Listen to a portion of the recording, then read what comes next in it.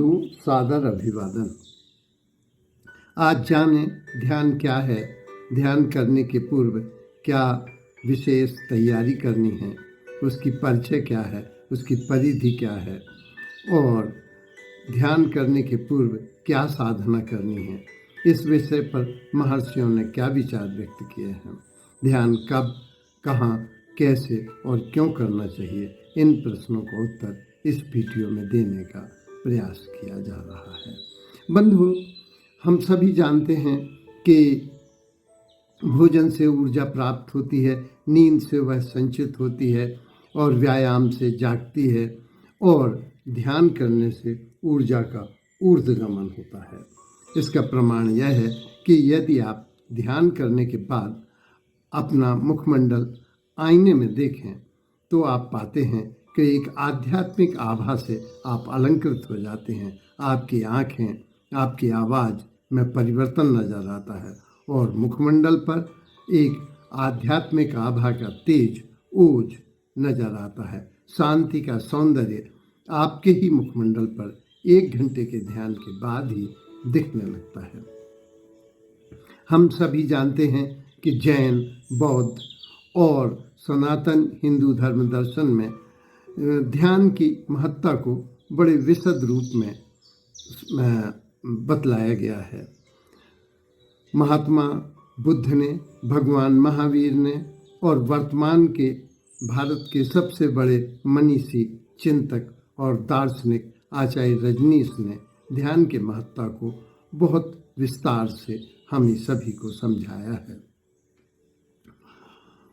इसको अगर इस तरह से देखें कि वैज्ञानिक दृष्टि से, तो वैज्ञानिक दृष्टि में मैं नारायण हृदयालय में गया, जो एशिया का सबसे बड़ा हृदय का सेंटर है। उसके मुख्य द्वार पर ही एक बड़ा साइन बोर्ड लगा हुआ है जिसमें मेडिटेशन हृदय के लिए बहुत उपयोगी है। तो आज के शरीर विज्ञान भी पूजा और आध्यात्म और ध्यान के महत्व को यथावत स्वीकार करते हैं। जाने कि ध्यान क्या है। ध्यान 2 शब्दों से मिलकर बना है, ध्या और यान। धी माने बुद्धि और यान माने वाहन। इस तरह से धी गायत्री मंत्र में, जो हिंदुओं का महामंत्र है, जिसको जो यजुर्वेद में भी आया है और ऋग्वेद में भी आया है, जिसमें कहा गया है हमारी बुद्धि को सन्मार्ग में प्रेरित करें। गायत्री मंत्र में 3 बार धी शब्द का उल्लेख आया है, अर्थात बुद्धि को सन्मार्ग में प्रस्तुत करने की प्रार्थना की गई है।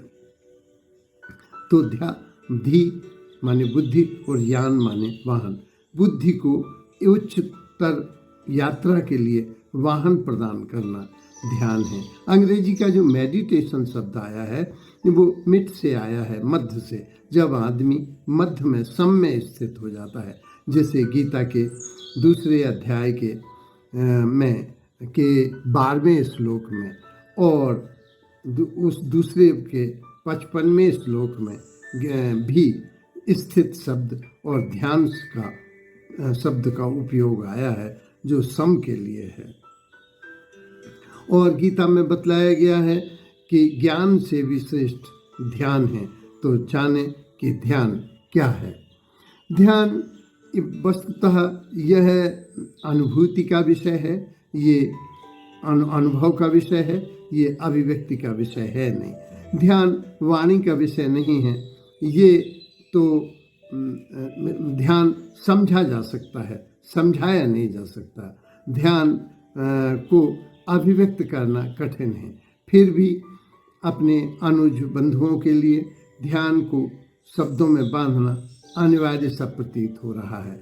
इसलिए आचार्य रजनीश ने बताया कि मन मस्तिष्क पर जो विचारों का पर्दा पड़ा हुआ है उसको हटाना ध्यान है और प्रज्ञा को प्राप्त करना ध्यान है, या प्रज्ञा चक्षु खोलने का प्रयास करना ध्यान है, जिसमें हमें भगवत्ता का बोध होता है। भगवान तो नहीं दिखता, लेकिन जिसे सब तरफ भगवत्ता दिखाई देती है, उस ध्यानस्थ पर्सन को मैं प्रणाम करता हूँ। इन्होंने बतलाया कि प्रज्ञा चक्षु का खुलना ध्यान है, या मन मस्तिष्क का विचारों के पर्दे से हटना और मन का मर जाना ध्यान है, या मन को नियंत्रित करना ध्यान है।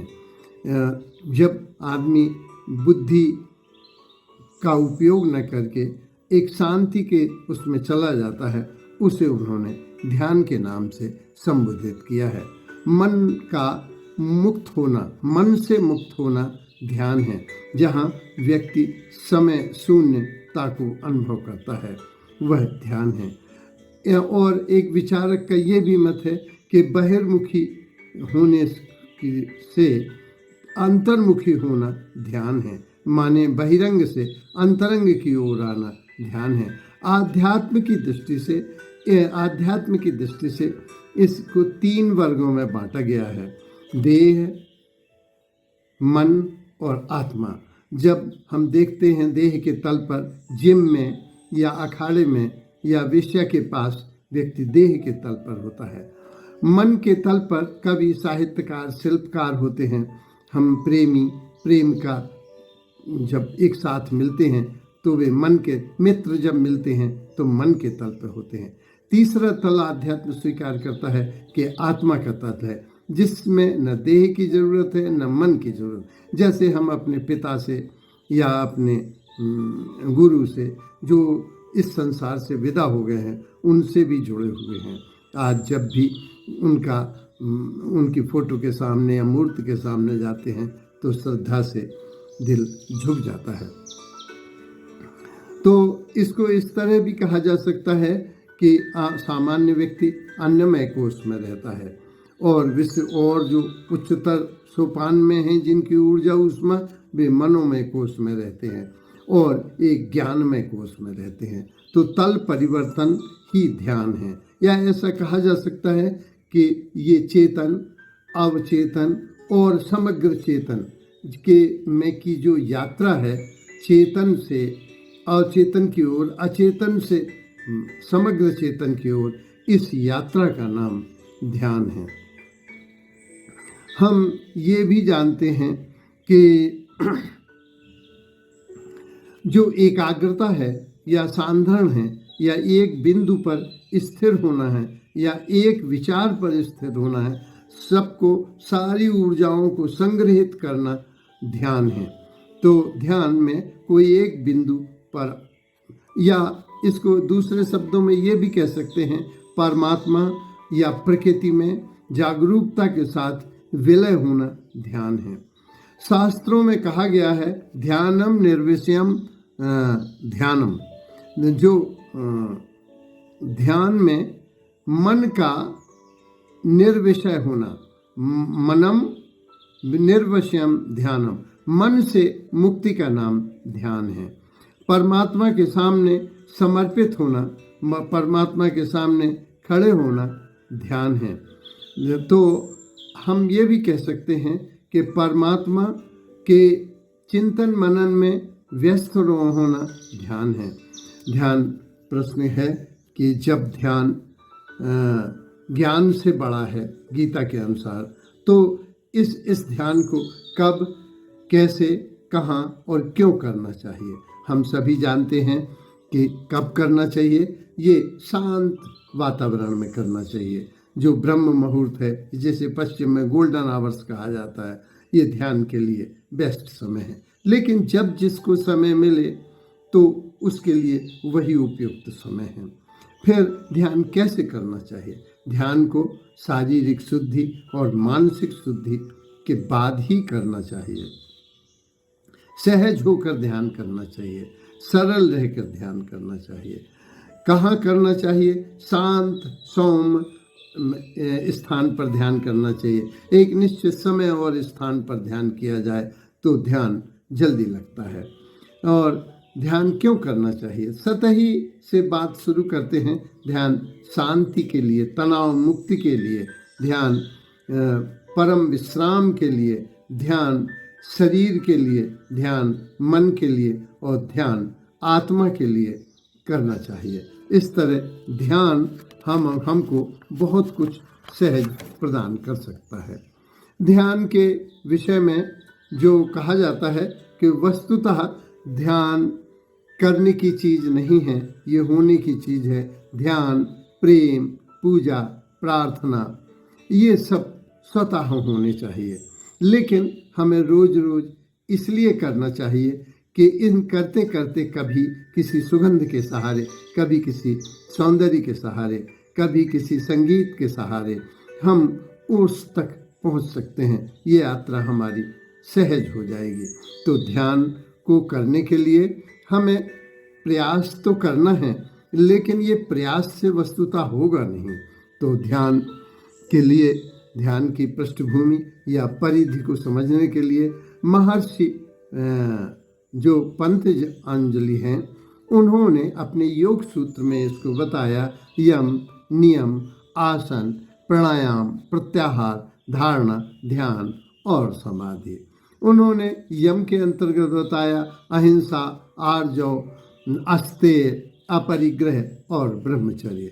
नियम में बताया सत्य, शौच, संतोष, स्वाध्याय और तप। हम सभी जानते हैं अहिंसा, किसी को कष्ट न देना, ये ध्यान की पृष्ठभूमि पहले है। आर्जव, अंदर और बाहर एक रहना, जहाँ उपनिषद के ऋषि ने कहा था, मैं जो अंतरंग में हूँ वही बहिरंग में हूँ, और जो बहिरंग में हूँ वही अंतरंग हूँ। मेरा मन और वाणी, मन वाणी में स्थित हो जाए, वाणी मन में स्थित हो जाए, माने मैं अंत में एक हो जाऊं, मैं सत्य हो जाऊं। शौच, पवित्रता तो पहली शर्त है, संतोष तो उसकी दूसरी शर्त है, और अपने स्वाध्याय में व्यस्त रहना। और ब्रह्मचर्य, ब्रह्मचर्य से लोगों ने बड़े संकुचित अर्थों में लगा लिया है। ब्रह्म जैसी चर्या से आशय है, मात्र वीर्य नियमन से नहीं है। नियम, जो सत्य है, जैसा है उसको वैसा ही स्वीकार करना।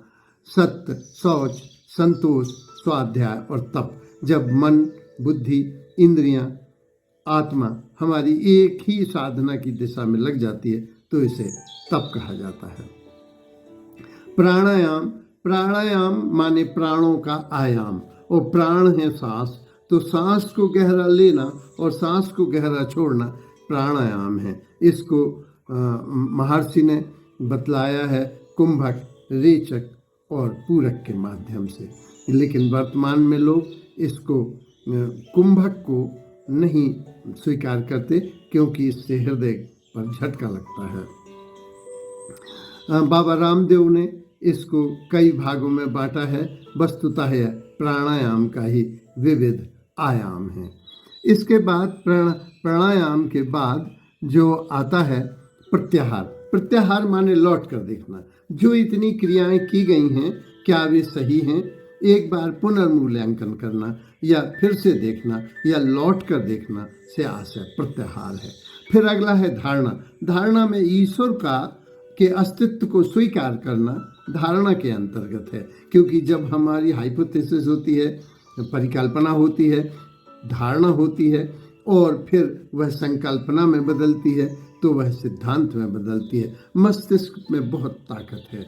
अगर हमारी धारणाएं जैसी होती हैं वैसा हमें दिखने लगता है, सुनाई देने लगता है, और उसका पूरा इम्पैक्ट हमारे व्यक्तित्व पर, शरीर पर पड़ता है। तो मस्तिष्क की क्षमता का उपयोग करना धारणा है। और ध्यान, जिसके संदर्भ में पूर्व में बात हो चुकी है। कबीर ने 9 चक्रों की चर्चा की थी, जिसमें मूलाधार था, जनन चक्र था, जिसमें मूलाधार, स्वादिष्ठान, मणिपूरक, अनहद, विशुद्धि चक्र, आज्ञा चक्र और अनहद और सहस्त्रसार, ये या ब्रह्मरंध्र, आज्ञा चक्र, कंठ चक्र, हृदय चक्र, नाभि चक्र, जनन चक्र, इन चक्रों की चर्चा की थी। तो इन चक्रों पर भी ध्यान लगाने से ऊर्जा का तल ऊपर आता है कि मूलाधार पशु तल का है, खाना पीना सोना। जनन चक्र ऊर्जा का और विकास है। और नाभि चक्र, जब हमारा जनन चक्र नियमन होता है तो स्वास्थ्य में और वृद्धि होती है। जब ये 3 चक्र सही हो तो ये हृदय चक्र प्रेम का चक्र है, कंठ चक्र अभिव्यक्ति का चक्र है, आज्ञा चक्र संकल्प का, और संकल्प से सिद्धि होती है, संकल्प से साधना होती है, साधना से सिद्धि होती है। इस तरह से कबीर ने 9 चक्रों की चर्चा की थी। आचार्य रजनीश कहते हैं देह शुद्धि होनी चाहिए, आहार विहार, हमारा भोजन व्यायाम संतुलित होना चाहिए और निर्ग्रंथ होना चाहिए। इसके लिए वे रेचन को बड़ा महत्व देते हैं। व्यक्ति को अकेले में नाचना, कूदना, बोलना, गाना आदि करना चाहिए ताकि वह रेचन को प्राप्त हो। कि आज का मनुष्य बहुत दबाव में, बहुत चिंता में, बहुत तनाव में है, तो तनाव का रिलैक्सेशन इसमें अनिवार्य है। फिर विचार शुद्धि है। वे कहते हैं सत्य के विचार, शिव के विचार, सुंदर के विचार आपके शुद्ध विचार हैं। काम क्रोध लोभ के विचार ये अशुद्ध विचार हैं। मानस में भी कहा है काम क्रोध लोभ मोह नाथ नरक के पंथ, मंदोदरी ने रावण को मानस में समझाया है। और फिर है भाव की शुद्धि होना चाहिए, करुणा, कृतज्ञता, मित्रता और प्रेम। ये फिर रामचंद्र मिशन ने सहज योग को इस तरह समझाया है। वो कहते हैं 3 चक्र तो पशुओं के विचार गति में रहते हैं, चालू रहते हैं, लेकिन हमें आज्ञा चक्र पर पहले जो आज्ञा चक्र को हमें पहले हृदय केंद्र की ओर लाना चाहिए, क्योंकि हृदय भावनाओं का केंद्र है, ये पूर्वाभास का केंद्र है, ये परमात्मा का केंद्र है। क्यों यहीं से ऊर्जा चलती है। जब हृदय चलता है तभी जीवन शुरू होता है। तो इस चक्र को बहुत महत्व दिया है। इसके बाद वो ब्रह्मरंध्र की ओर जाते हैं। क्लीनिंग पर आचार्य रजनीश ने भी बहुत जोर दिया है और रामचंद्र मिशन ने भी ध्यान दिया है।